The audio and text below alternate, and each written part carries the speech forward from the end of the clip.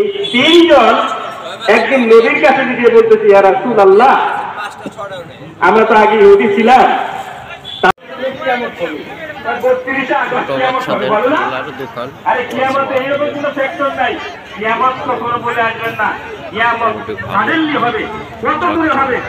জিজ্ঞেস করলে আল্লাহ রাব্বুল আলামিন কুরআনী ভাষায় বলেন, হে নবী, ইয়াসআলুকা আনিল সাআ ইয়াসআলুকা নাসু আনিস সাআ, লোকে আপনাকে কিয়ামত সম্পর্কে জিজ্ঞেস করে, আপনি বলে দেন কুল ইন্নামা ইলমুহা ইনদাল্লাহ, কিয়ামতের জ্ঞান আল্লাহর কাছে। আল্লাহু আকবার। আল্লাহ রাব্বুল আলামিন বলেন, শুধু তাই না, তারপরে আয়াতের সাথে একটা ট্যাগ লাগাই দিলেন, বলে দিলেন, শুনুন নবী, শুনুন, আপনাকে বলে দেই, তার মানে কিয়ামত খুব দূরে না, ওয়ালা আল্লাহ সাআতা তাকুনু করিবা।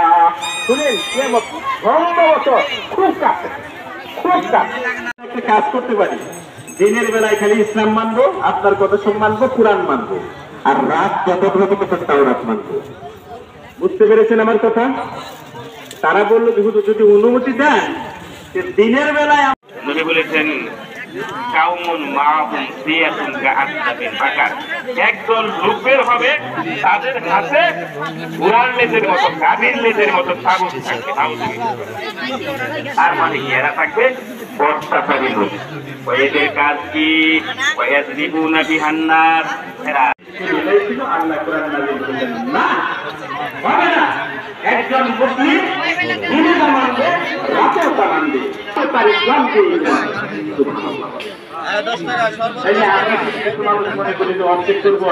হবে না, তাই না?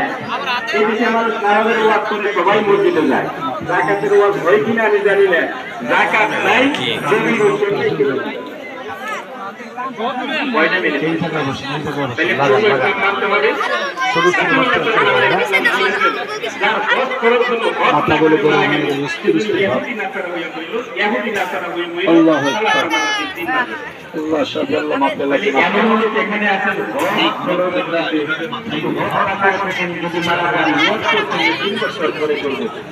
এর মধ্যে মারা যায়, মিষ্টি, জিলাপি, আখিরি জামানে, শেষ জামানায় লোক কাফের মুশরিকদের, ওয়াকাল আল্লাযীনা কাফারু, কাফেররা বলল, লা তাসমাউ লিহাযাল কুরআন, শুনো শুনো, এই কুরআন তোমরা কখনো শ্রবণ করবে না, বরং কি করবে, ওয়ালগাও ফি, এটাকে একটা ডিস্টার্ব করার সিস্টেম করো। কিভাবে ডিস্টার্ব করা যায়?